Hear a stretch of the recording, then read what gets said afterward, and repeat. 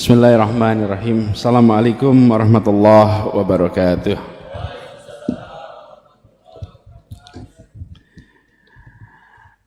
Alhamdulillahilladzi arsala rasulahu bil huda wa dinil haq liyudhhirahu ala dini kullihi wa kafa billahi syahidah. Asyhadu an la ilaha illallah wa asyhadu anna Muhammadan abduhu wa rasuluh la nabiyya ba'dah. Yang amat saya hormati, yang saya muliakan, Bapak Muhammad Jazir dan seluruh keluarga besar beliau. Yang saya hormati Ketua Umum Masjid Jogokarian Ustadz Agus Abadianto, dan juga yang saya hormati, yang saya muliakan Ustadz Salim Alfilah, Imam sholat subuh kita Ustadz Wafi, dan para jamaah sholat subuh Masjid Jogokarian rahimakumullah. Pagi ini saya sungguh bersyukur sekali bisa bersujud di Masjid Jogokarian yang legendaris ini, sebuah masjid yang menjadi contoh, yang menjadi rujukan bagi semua. Dan senang karena kembali ke Masjid Jogokarian sekaligus juga kembali merajut ikatan persaudaraan yang tersambungkan lintas generasi. Banyak yang tadi diceritakan oleh Pak Jazir adalah hal yang juga baru bagi saya, karena pada saat itu saya masih terlalu kecil untuk memahaminya.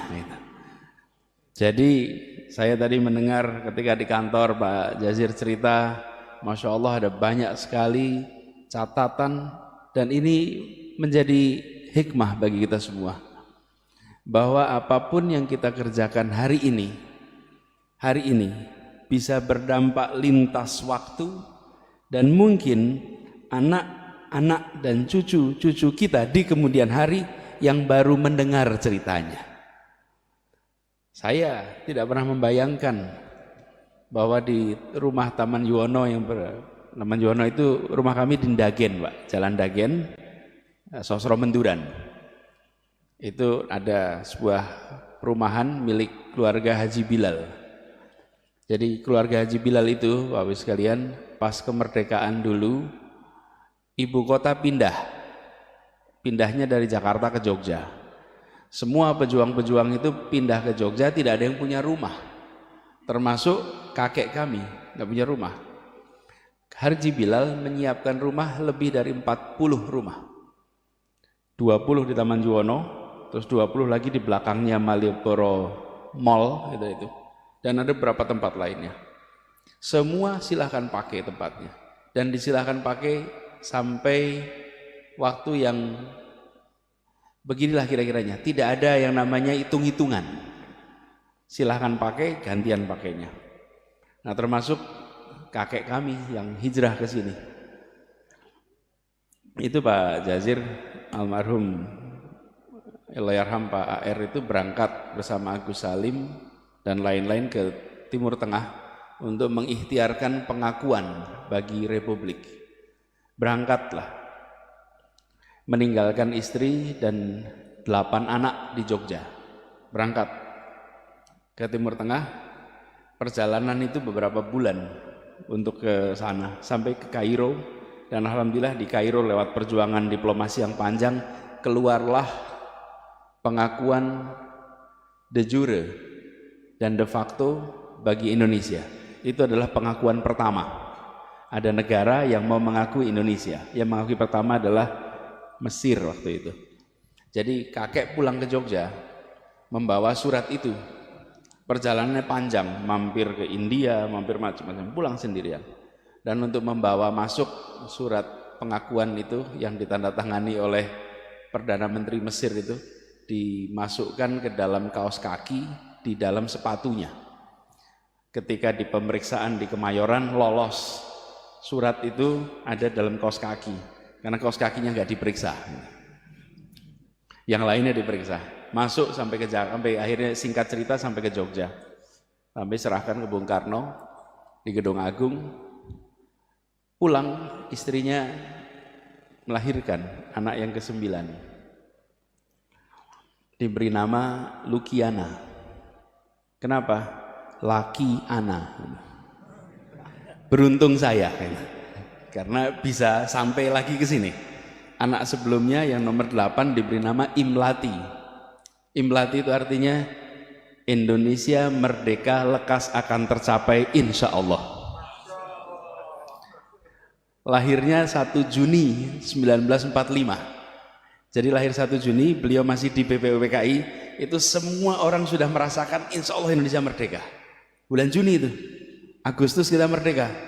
Tapi belum tahu bakal merdeka apa tidak. Lalu anaknya lahir yang ke-8 dikasih nama Imlati. Banyak yang tidak tahu itu kepanjangan. Indonesia merdeka lekas akan tercapai insya Allah. Yang nomor 9 dikasih nama Lukiana karena laki anak. Lukiana. Istrinya kena malaria, wafat dengan 9 anak di Jogja. Sehingga kakek dan keluarga ketika Republik pindah lagi ke Jakarta, maka kakek kami dan keluarganya tidak pindah lagi karena beliau tidak ada istri, 9 anak dan bayi yang sudah ditemani oleh masyarakat di Jogja dengan support system yang luar biasa, sehingga diputuskan tidak kembali ke Jakarta dan terus di Jogja, dan akhirnya sampai akhir hayatnya berada di Jogja, dan saya jadi tumbuh besar di Jogja karena saya cucu kemudian tinggal tempat itu. Nah, kisah perjuangan kemudian banyak sekali. Saya merasa bersyukur sekali karena Pak Jazir ini memiliki memori atas peristiwa-peristiwa penting yang tersembunyi, yang seringkali terlewatkan di dalam catatan sejarah kita. Jadi Pak Jazir harus banyak bercerita dan direkam ceritanya. Karena beliau pelaku, beliau membaca, beliau merangkaikan.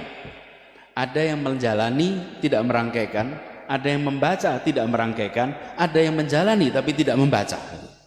Ini membaca, menjalani dan bisa merangkaikan sebagai sebuah cerita. Jadi saya merasa bersyukur betul. Tapi persahabatan kami tidak berhenti di situ. Bukan antar kakek dan Pak Jazir. Jadi kalau saya panggil Pak Jazir, panggil kakek boleh sebetulnya. Karena ini sahabat kakek saya gitu kan. Paman gitu. Kenapa? Karena berkelanjutan.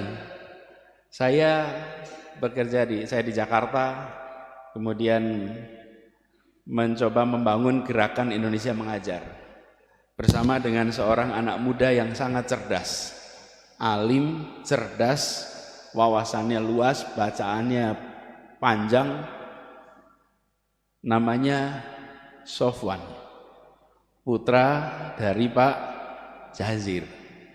Jadi persahabatan itu menurun. Dan ketika ketemu tidak tahu bahwa orang tua kita itu bersahabat. Menurun. Kemudian Sofwan ini mahasiswa yang menjadi anggota di kampus itu Majelis Wali Amanah. Mahasiswa yang menjadi anggota Majelis Wali Amanah di Universitas Indonesia di Jakarta. Saat ini beliau sedang berada di Washington DC. Nah, apa yang saya lihat? Seorang pejuang, seorang pendidik yang dalam keluarganya memancarkan semua nilai yang diperjuangkan ke publik, tercermin di dalam keseharian di keluarganya lewat interaksi saya dengan Mas Sofwan. Karena itu saya bersyukur sekali silaturahmi ini bisa tersambungkan terus. Insya Allah ini banyak hikmahnya, dan kita doakan agar Pak Jazir ini diberikan kesehatan terus, dipanjangkan umurnya, dan terus bisa menjadi pilar penjaga kekuatan, lokomotif pendorong kemajuan bagi umat. Kita tahu persis Al-Quran menyatakan bahwa kita kuntum khairum ummatin ukhrijatil linnas ta'muruna bil ma'ruf wa tanhauna 'anil munkar wa tu'minuna billah. Kita ini adalah umat yang terbaik. Tapi umat yang terbaik ini adalah bukan status. Umat yang terbaik itu adalah yang harus diperjuangkan. Diperjuangkan kehormatan, tanggung jawab yang harus diperjuangkan. Dan saya menyaksikan, rasa-rasa umat Islam di Indonesia menyaksikan Masjid Jogokarian ini menjadi contoh bagaimana ketika diberikan amanah menjadi yang terbaik itu diwujudkan di dalam manajemen keseharian. Yang terbaiknya itu bukan status, yang terbaiknya itu bukan statement, yang terbaiknya itu adalah keseharian, kebiasaan yang kalau dalam bahasa rumitnya itu namanya budaya. Budaya itu adalah kebiasaan. Masjid Jogokarian memiliki itu. Dan ini tempat masjid-masjid dari seluruh Indonesia belajar. Saya merasa sangat bersyukur subuh ini bisa bersujud di tempat ini bersama dengan para jamaah semuanya. Insya Allah apa yang dikerjakan di Masjid Jogokarian ini terus jadi inspirasi bagi semua, termasuk bagi kami yang di Jakarta.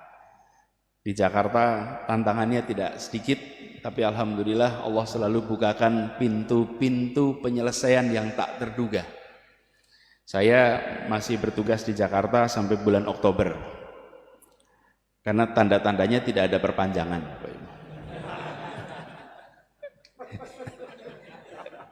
Tidak ada perpanjangan. Jika nggak ada perpanjangan ya Oktober lah besok selesai gitu. Jadi 6 bulan lagi selesai. Makanya kami menuntaskan semua janji satu-satu insya Allah diselesaikan. Dan kita berharap, kami didoakan agar semua yang kita kerjakan di Jakarta ini bisa menjadi manfaat bagi seluruh warga di Indonesia. Dan tadi pesan dari Pak Jazir insya Allah saya pegang karena beliau meneruskan pesan, dan pesan yang sama kami terima Pak Jazir terkait dengan jumlah tahun kuliah. Jadi kalau ditanya SKS-nya ambil berapa? Alhamdulillah ambil 24 SKS per semester. 24 per semester. 18 di dalam kelas, 6 di luar kelas. Jadi yang 18 itu yang tercatat di kantor akademik, yang 6 SKS itu tidak tercatat. Konsekuensinya lulusnya lebih lama. Lebih lama. Tapi kita ini termasuk yang menjalankan prinsip kuliah itu bukan soal cepat atau lambat, tapi miskin atau kaya pengalaman. Tapi juga jangan terlalu lama karena jadi semata-mata abadi. Dulu ada istilah mahasiswa abadi ya. Cepat, bukan cepat atau lambat, tapi kaya dengan pengalaman. Bapak Ibu sekalian yang saya hormati, izinkan juga dalam kesempatan ini kami menyampaikan terima kasih apresiasi pada Ustadz Salim Al-Filah yang saya berkali-kali berharap bisa kedatangan beliau untuk bicara di tempat kami. Akhirnya malah kesempatannya mendengarkan langsung di sini gitu. Karena beliau jadwalnya padat, kami ingin sekali nanti suatu saat bisa bersama-sama, karena bukunya Ustadz Salim ini tentang Diponegoro itu sebuah inspirasi yang luar biasa. Kalau kita lihat Diponegoro ini adalah salah satu pejuang yang kalau boleh kita runtut Indonesia merdeka itu mungkin awalnya adalah Pangeran Diponegoro. Secara singkatnya begitu. Karena Pangeran Diponegoro melakukan perlawanan, gerakan, karena sebelumnya belum ada perlawanan seperti gerakan Pangeran Diponegoro. Belanda mengalami kebobolan pembiayaan yang luar biasa. Ongkos menghadapi perang itu luar biasa. Perangnya hanya 5 tahun. Bahkan ada yang bilang itu 5 menit Pak. 1825 sampai 1830. 5 menit perangnya. Perangnya 5 tahun. Tapi ongkosnya buat Belanda luar biasa. Akibat itu muncul tanam paksa. Akibat tanam paksa muncul politik etis. Akibat politik etis muncul orang-orang Indonesia yang terdidik. Orang-orang Indonesia terdidik ini kemudian meraih kemerdekaan.